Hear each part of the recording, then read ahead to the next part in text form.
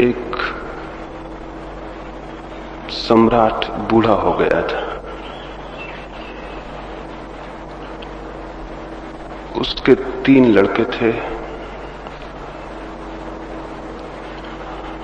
और तीनों के बीच में उसे निर्णय करना था कि किसे राज्य को सौंप दे। बड़ी कठिनाई थी। वे तीनों लड़के सभी भांति एक दूसरे से ज्यादा योग्य थे। तय करना कठिन था किसकी क्षमता, किसकी योग्यता ज्यादा है। तो सम्राट ने अपने बूढ़े नौकर को पूछा, जो कि गांव का एक किसान था। उससे पूछा, मैं कैसे इस बात की पहचान करूं, कैसे इस बात को जानूं कि कौन सा युवक राज्य को संभाल सकेगा और विकसित कर सकेगा। उस किसान ने कहा, सरल और छोटी सी तरकीब है। और उसने कोई तरकीब सम्राट को बतलाई। एक दिन सुबह सम्राट ने अपने तीनों लड़कों को बुलाया और उन्हें एक एक बोरा गेहूं का भेंट किया और कहा, इसे संभाल के रखना, मैं तीर्थ यात्रा पर जाता हूं। शायद वर्ष लगे, 2 वर्ष लगे। जब मैं लौटूं तो तुम उत्तरदायी होगे इस अनाज के जो मैंने तुम्हें दिया। इसे सुरक्षित वापस लौटाना जरूरी है। ये दायित्व सौंप के वो सम्राट तीर्थ यात्रा पर चला गया। बड़े लड़के ने सोचा, गेहूं को संभाल के रखना जरूरी है। उसने तिजोरी में गेहूं बंद कर दिए और भारी ताले उसके ऊपर लटका दिए ताकि एक भी दाना खो न जाए। और पिता जब लौटे तो उसे पूरे दाने वापस किए जा सके। उससे छोटे भाई ने सोचा, दाने तिजोरी में बंद करके रख दूंगा, पता नहीं पिता कब तक आए, दाने सड़ जाएं और राख हो जाएं, तो मैं क्या लौटाऊंगा। तो उसने उन दानों को एक खेत में फेंकवा दिया ताकि उनसे फसल पैदा हो और जब पिता आए तो ताजे दाने उसे वापस दिए जा सके। लेकिन उसने खेत में इस भांति फेंकवा दिया जैसा कोई किसान कभी खेत में दानों को नहीं फेंकता है। न तो उसने ये बात देखी कि उस खेत के कंकड़ पत्थर अलग किए गए हैं, न उसने ये देखा कि उस खेत की घास पात दूर की गई है। उसने इस बात की कोई फिक्र न की। वो कोई किसान न था, वो एक राजकुमार था। उसे इस बात का कोई पता भी न था कि गेहूं कैसे पैदा होते हैं, बीज कैसे पौधे बनते हैं। उसने तो गेहूं फेंकवा दिए जैसे कोई अंधकार में फेंकते,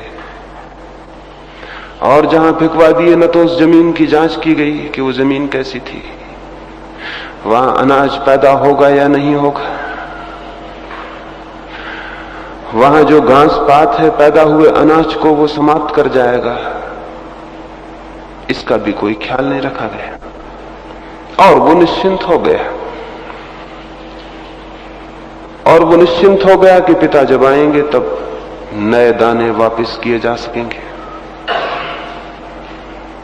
तीसरे छोटे भाई ने सोचा, दानों को घर में बंद करके रखना तो नासमझी होगी, नष्ट हो जाने के सिवाय और क्या परिणाम होगा।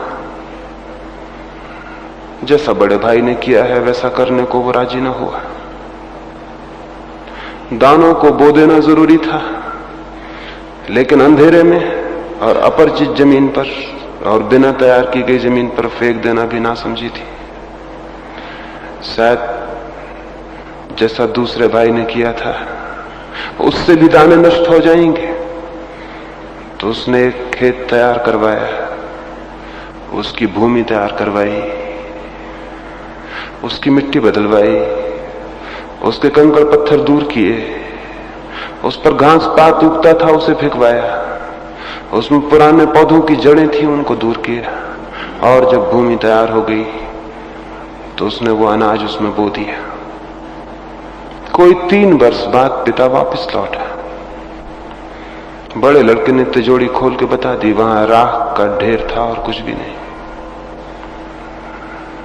पिता ने कहा, मैंने तुम्हें जीवित दाने दिए थे जिनमें बड़ी संभावना थी, जो विकसित हो सकते थे और हजारों गुना हो सकते थे 3 वर्षों में, लेकिन तुमने उन सारे दानों को मिट्टी कर दिया। जो जीवित थे वो मृत हो गए, जो संभावना थी वो समाप्त हो गई, जो विकास हो सकता था वो नहीं हुआ। राज्य देकर तुम्हें मैं क्या करूंगा, उस राज्य की भी यही दशा हो जाएगी। दूसरे युवक से पूछा, कहां हैं दाने? वो उस पथरीली जमीन पर ले गया जहां उसने दाने फेंकवा दिए थे। वहां न तो कोई पौधे पैदा हुए थे, न कोई फसल आई थी, और न ही इन 3 वर्षों में वो कभी देखने गया था कि वहां क्या है। वहां तो घास पात खड़ा हुआ था, वहां तो जंगल था। उसके पिता ने पूछा, कहां है दाने? उसने कहा, मैंने तो बो दिए थे, उसके बाद मुझे कोई भी पता नहीं।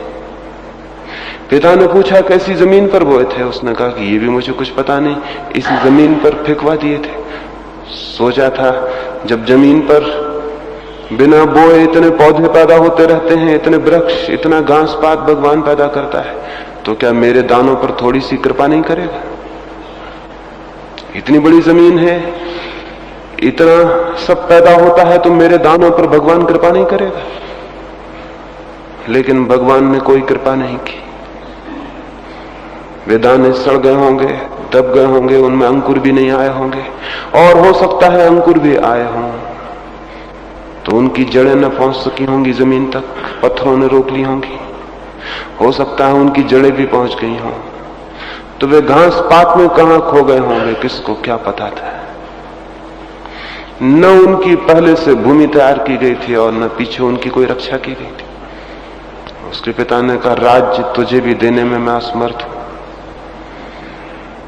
क्योंकि जो बीज बोने के पहले ये भी नहीं देखता कि भूमि तैयार है या नहीं, वो राज्य के साथ क्या करेगा ये भी मैं विचार कर सकता हूं। उसने अपने तीसरे लड़के को पूछा कि क्या हुआ। लड़का उसे खेत पर ले गया। जितने दाने पिता दे गया था, 3 वर्षों में हजारों गुना फसल हो गई थी। खेत बड़ा से बड़ा होता गया था। हर वर्ष जितना पैदा हुआ था उसको उसने फिर बीज के रूप में प्रयोग किया था। पिता देख के हैरान हो गया। एक लहलहाता खेत खड़ा हुआ था जिसमें जिंदगी थी, हवाएं जिसकी सुगंध को दूर तक ले जा रही थी, सूरज की रोशनी जिसके ऊपर चमक रही थी और प्रसन्न हो रही थी। उसके खेत को देख के पिता का हृदय भी उतना ही हरा हो उठा, और उसने कहा, राज्य को तू ही संभाल सकेगा, क्योंकि जो छोटे छोटे बीजों को भी नहीं संभाल सकते, वो इतनी बड़ी विराट संभावनाओं को संभालने के मालिक नहीं हो सकते। वो राज्य उस छोटे लड़के को दे दिया गया। ये कहानी मैं क्यों कहता हूं? इसलिए मैं कहता हूं कि परमात्मा भी हम सबके पास बीज रूप में बड़ी संभावनाएं देता है। वो परमात्मा भी हमें एक बड़ा राज्य देने के लिए उत्सुक है। उसकी भी बड़ी गहरी आकांक्षा है कि हमारे जीवन में हरियाली हो, जीवन हो, किरणें हो, खुशी हो, आनंद हो, और हम सबको वो बराबर संपत्ति दे देता है कि तुम इसे बढ़ाओ और विकसित करो। लेकिन हम भी 3 लड़कों की भांति सिद्ध होते हैं। हम में से कुछ लोग तो संपत्ति को तिजोरियों में बंद कर देते और मरते वक्त तक वो राख होकर समाप्त हो जाती। हम में से कुछ उसे बोते हैं लेकिन खेत की भूमि की कोई फिक्र नहीं करते। तब वो बोई तो जाती है लेकिन कोई परिणाम नहीं आता। बहुत थोड़े से लोग हैं हमारे बीच, परमात्मा जो हमें देता है उसकी फसल को काटते हैं, उसे विकसित करते हैं। जन्म के साथ उन्हें जो मिलता है, मृत्यु के साथ उससे 1000 गुना वो परमात्मा को वापस कर देते हैं। जो आदमी जन्म के साथ जो कुछ लेके आता है, मृत्यु के समय अगर 1000 गुना वापस करने के लिए उसकी तैयारी नहीं है, तो वो समझ ले कि उसके जीवन में कोई सार्थकता का, कोई कृतार्थता का, कोई आनंद का विकास नहीं होगा। और वो समझ ले उसने एक बड़े दायित्व से, एक बड़ी रिस्पॉन्सिबिलिटी से पीठ मोड़ ली और इसके परिणाम में उसे दुख झेलना होगा, पीड़ा और चिंता झेलनी होगी। हम सबको भी जीवन विकास करने को उपलब्ध होता है, लेकिन हम उसके साथ क्या करते हैं?